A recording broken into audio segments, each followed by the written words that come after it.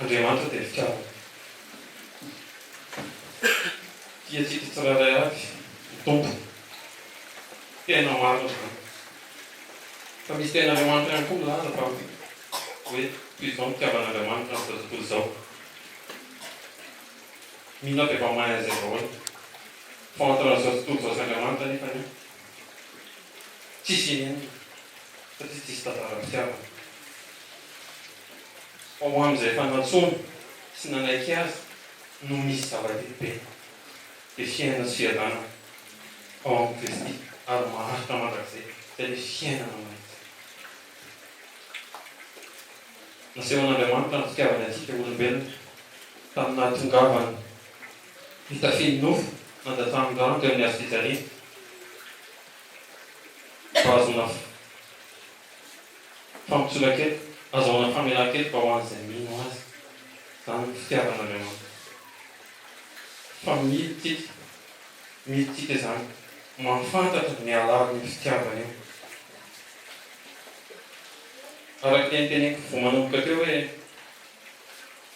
tian'izao tontolo izao Andriamanitra satria nomeny sakan'afa Jesosy.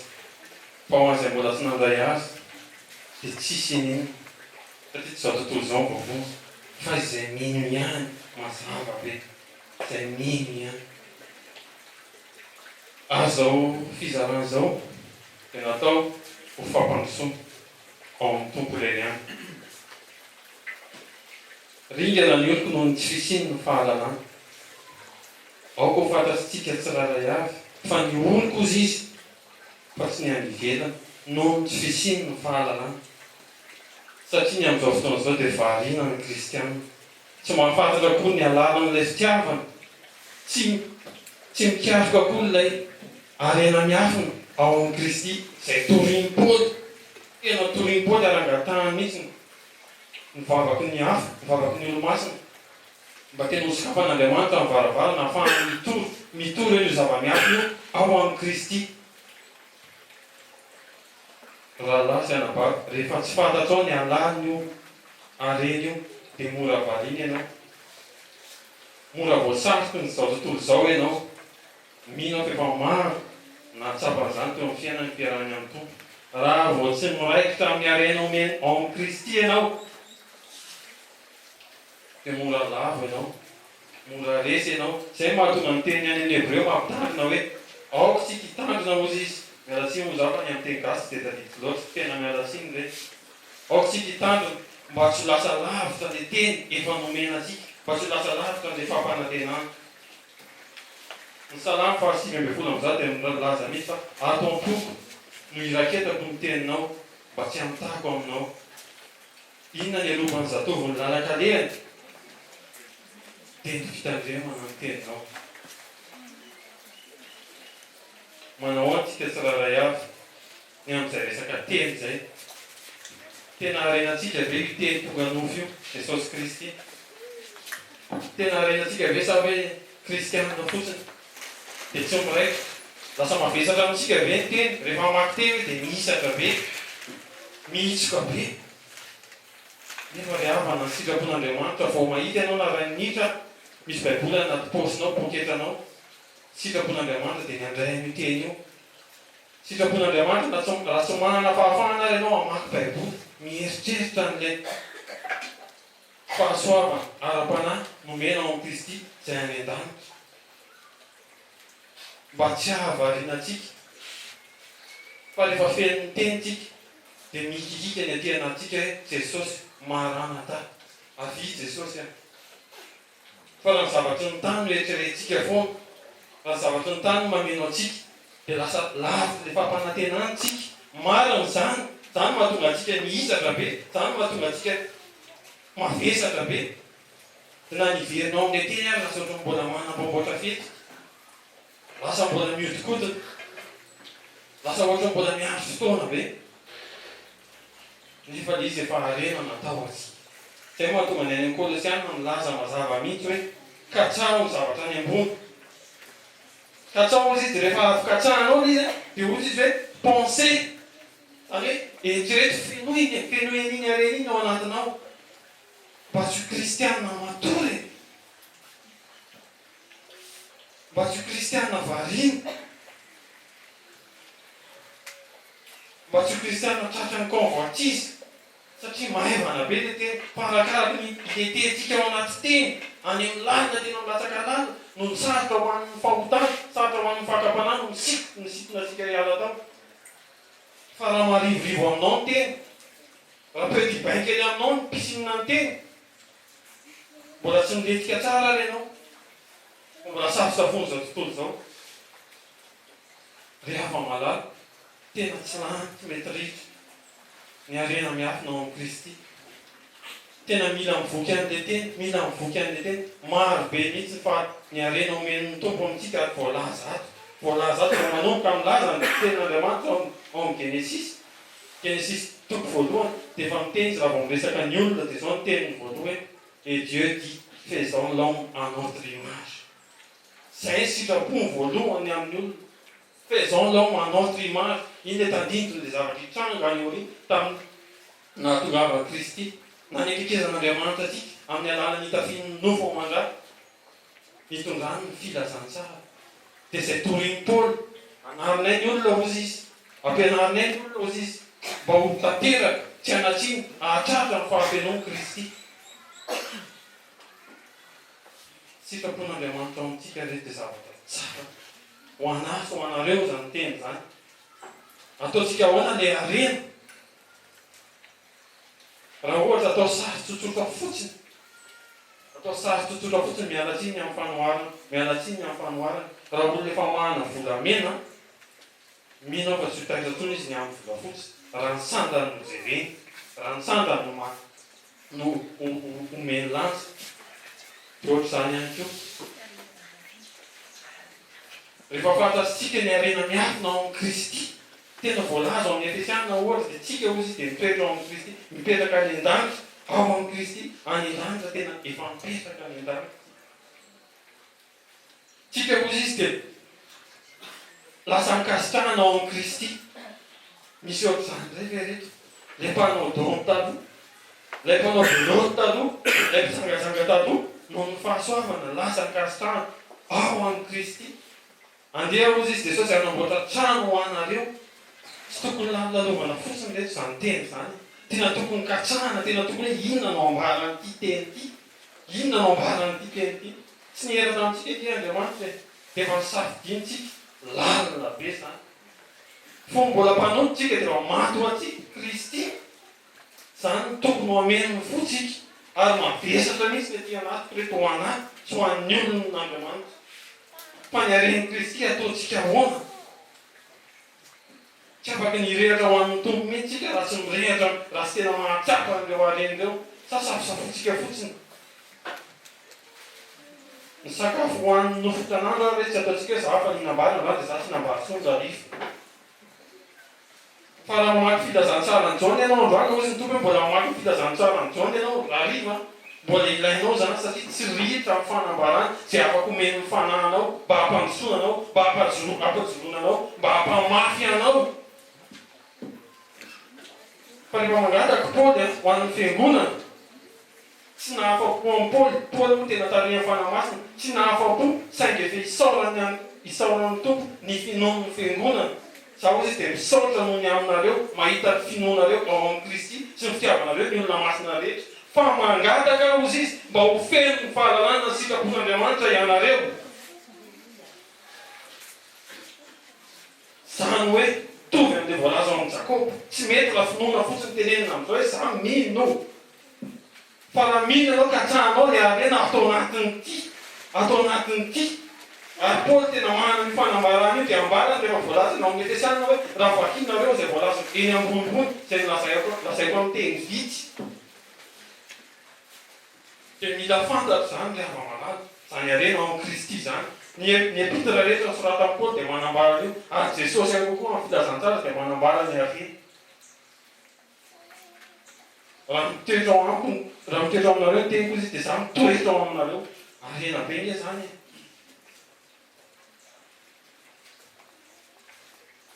Izay mino azy ozy izy dia nomeny hery ho tonga zanak'Andriamanitra. Tsy ny gazety midinika no hahatonga anao zanak'Andriamanitra. Tsy ny diplômanao no hahatonga anao zanak'Andriamanitra. tsy ny fahendren'ny taona no atonganao ho zanak'Andriamanitra. Fa ny tenin'Andriamanitra amin'ny fanapahan-keviny manokana tsy niera taminao no mahatonga anao ho zanak'Andriamanitra raha mino ianao. Dia izay fotsiny tsy nihery izy. Tsy nihery izy. Faisons l'homme à notre image. Dieu le Père et Dieu le Fils no miresaka. Faisons l'homme à notre image. Mbola tsy niera tamintsika mihitsy izy. Tsy ianareo no mifidy azy izy fa za no mifidy anareo. Ataonareo ahoana le harena. Tsy ny sery no mahavonjy antsika. Tsy mivaovao akory. Ka raha mivaovao maka ny eritreritrao rehetrarehetra. Mahavery anao zany. Nofo mety hamitaka atsika hoe ilaina ihany ny vaovao. Eny, ilaina ihany ny vaovao. Fa tsara lavitra mahalala ny harena izay natokana natolotra ho atsika. Fantary fa na finoantsika ara dia tazomo ny herin'Andriamanitra any an-danitra. Ny fanantenana atsika dia tazomo ny herin'Andriamanitra any an-danitra. Tsy fantatrao zany raha tsy mamaky baiboky ianao. Tsy fantatrao zany raha tsy mahitsy ny fonao. Tsy fantatrao zany raha tsy mahantra penina ianao eo anatrehan'ny teny. Satria ny teny ao an-trano voalohany dia ny teny Andriamanitra dia fahazavana. Izay milaza fa miombona aminy dia izay milaza fa miombona aminy nefa tsy mitoetra amin'ny fahazavana dia mampandainga azy. Fa rehefa tarafin'ny tenin'Andriamanitra ianao dia mahatsiaro fa tena mahantra. Mahantra izay mahatonga ny teny manaraka ao aorianao manao hoe izy dia marina sy mahatoky ary mamena atsika. Tsy manadio atsika amin'ny faharatsiana rehetra. Satria efa tsapa fa ao aminao ny pauvreté en esprit. Izany hoe fahantrana ara-panahy. Fikikana ny anaty fa mila vonjy. Dia mahatoky Jesosy. Fa izy no niantso antsika fa tsy tsika no nisafidy azy voaloha. Zay dia hira teo hoe je t'aime Seigneur parce que tu m'as aimé en premier. Atao tamin'ny teny anglisy moa izy teo. Izany hoe tiako ianao Jesosy satria ianao ilay tia. Izany lalao tanaty fijagazagana efa tian'ny tompo. Efa narahany tompo maso. Ny harenao atsika dia ato rehetra fa tsy vola mankarena. Mety anambomoatra saina ianao hoe vola ilaina, eny vola ilaina. Fa ny harena tena harenao atsika dia voarakotrato. Raisina fotsiny amin'ny alalan'i Kristy. Satria Andriamanitra koa tsy afaka namendreo arendreo raha tsy amin'ny alalan'i Kristy. Anaovana fihavanana amintsika aloha. Amin'ny alalan'ny rano izay nalasaka teo amin'ny hazo fijaliana. Ry hava malala. Ho anahy sy ho anareo, ny harena dia atao anatin'ny ty teny ty. Ny harena dia atao anatin'ny ty teny ty. Aoka tsy hisatra ianao mamaky an'ity. Raha mihisatra ianao mamaky an'ity, mangataha ny tompo. Fa fidèle izy, marina izy, ary mandrava izay sakatsakana. Tsy andraisanao an'ity. Fa na verser raha mahasitrana anao au nom de Jésus. Na verser raha mampifo anao. Rehefa raisinao amin'ny fo mahitsy. Fa tsy ezaka. Tsy hery, tsy diplôme, tsy fahalalan'olombelona, fa fahasoavan'Andriamanitra ao amin'ny Kristy. Ny harena miafina. Fa sitraky ny iray nitoerana ny fahafenona rehetra ao amin'ny Kristy. Tsy misy lalaka-kale afaka ao amin'ny Kristy. Ao amin'ny mangingina rehetra, na eny ambony fiara, na eny am-panaovana asa, na miaraka amin'ny vady aman-janaka, ao amin'ny mangingina ao amin'ny Kristy. Satria ao miraketana ny teniny mba tsy anontana aminy. Ao amin'ny mangingina. Falifaly ao amin'ny Kristy noho ny teniny. Mila tena ravoravo any anaty. Amin'ny firavoravoana tsy azo tononona. Amin'ny fandraisana ny teny, mila mivelona ny amin'ny teny. Rehefa malala. Mba tsy kristianina matory. Mba tsy fiangonana mitolefika. Amin'ny andro atongavana Kristy eny amin'ny ranon'olon'andro. Maminao ve ty? Raha mbola tena tsy sapanao hoe maminao ty. Tsy fanameloana ny eto. Paraky ny teny, hifampandrosoana ao amin'ny tompo. Mangatana amin'ny tompo. Mba ho maminao ty. Mba ho maminao ty fa Davida rehefa nanoratra re salamo soratany Davida dia hita foana ao amin'ny soratany Davida amin'ny ikikikany Davida izany atao hoe fahantrana ara-panahy. Ny fahantrana ara-panahy dia mitondra antsika ikikika hiantso-bonjy ao amin'ny Kristy izay Andriamanitra maritoky. Raha salansaina ny sitrapon'Andriamanitra ange na teny mafy teneniny na teny malefaka teneniny dia ohatrany dia toy izao midira atao hatrany fahatoam-po misy tsara. Fa fahatezerana ny any idirana. Fa na miteny mafy Kristy, na miteny malefa Kristy, dia ny sitrapony dia ny ahatonga antsika ho tanteraka ao aminy ananantsika ilay fiainana mandrakizay.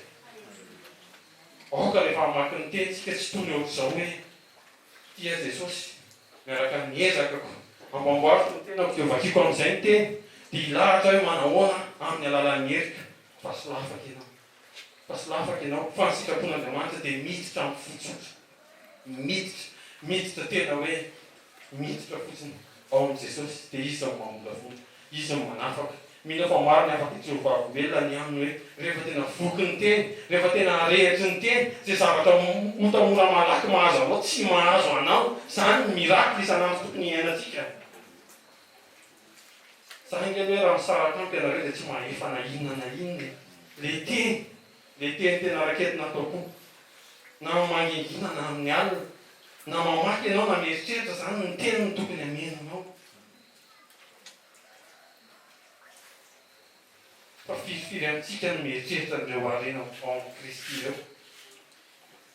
Toa ohatry ny ataontsika hoe efa maharentsika hoe tiantsika Andriamanitra sy mio, tiantsika fitiavana mandrakizay izy, sao dia nofo indray no misinto fa hoe ambotsitra kely indray zao mifanana. Tsy izany, fa vao mahaly hoe tiantsika Andriamanitra vao mainky niazaka zahantsika ao aminy ary janonantsika ao ambany ela mandrakariva. Fa tsy tonga antsika ho amin'ny nofo mampatoky zany akory fandrenesana hoe tiantsika Andriamanitra. Kanefa ho fantatra hoe fa mahatoky zany hoe tiantsika Andriamanitra. Fa ataontsika ahoana ilay fitiavana.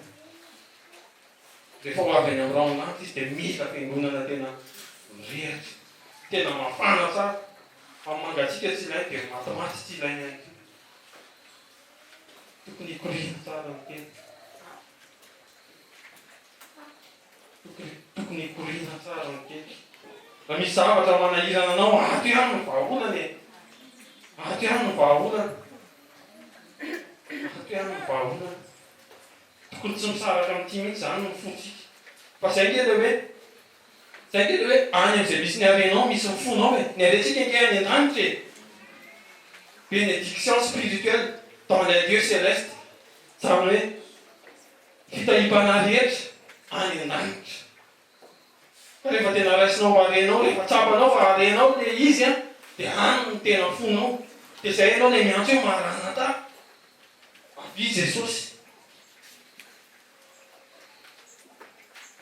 Manoloana zany efa misy ady satria tena Andriamanitra milazaintsika sy mitolona amin'ny fomban-draha fa amin'ny fanapahana eny amin'ny rivotra. Raha ohatra amin'ny Bible teny frantsay izy hoe dans les lieux célestes.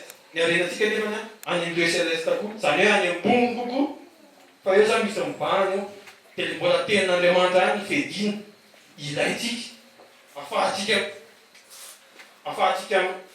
miperse mahatratra an'izay harena zay mba hitoerantsika ho aminy, mba hitoerantsika fontsika any amin'ilay harena. Tena mba samy andiny tena ny tsirairay avy, mba tena samy anana zany anohanana amaky teny zany.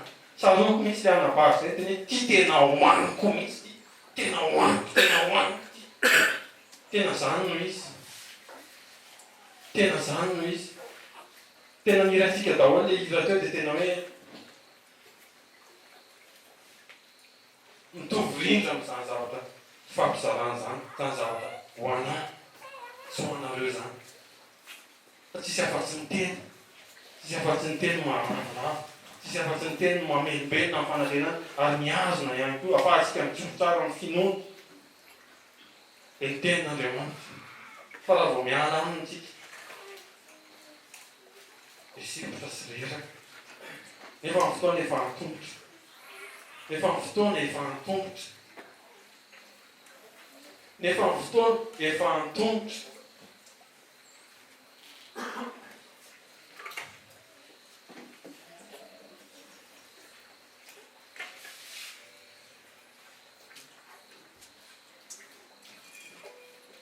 Tenin'Andriamanitra tsy lavitra nareo. Tenin'Andriamanitra tena fahasoavana nampahafantarina antsika, namezina antsika an'izany fahafahana zany. Finoana ozy izy dia avy amin'ny toroteny. Toroteny dia avy amin'ny tenin'Andriamanitra. Finoana ozy avy amin'izay toroteny izay renesitsika. Ary toroteny dia avy amin'ny tenin'Andriamanitra.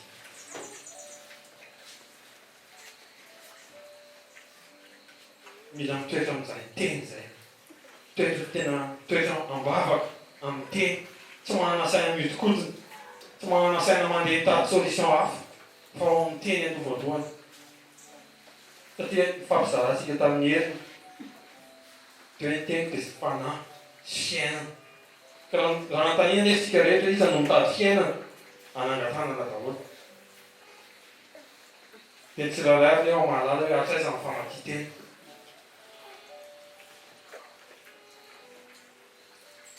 Verika any ny zavatra rehetra dia natao ho fampandrosoana.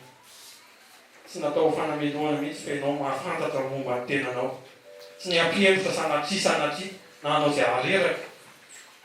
Fa tena hoe tadiavy Jesosy dia omeny anao izay zavatra angatao amin'izay zavatra mbola ilainao dia omeny anao izany. Fa azo tony fahitana tsirony amin'izany teny izany. Hoe teny eo mba fitarihan'ny fanahy.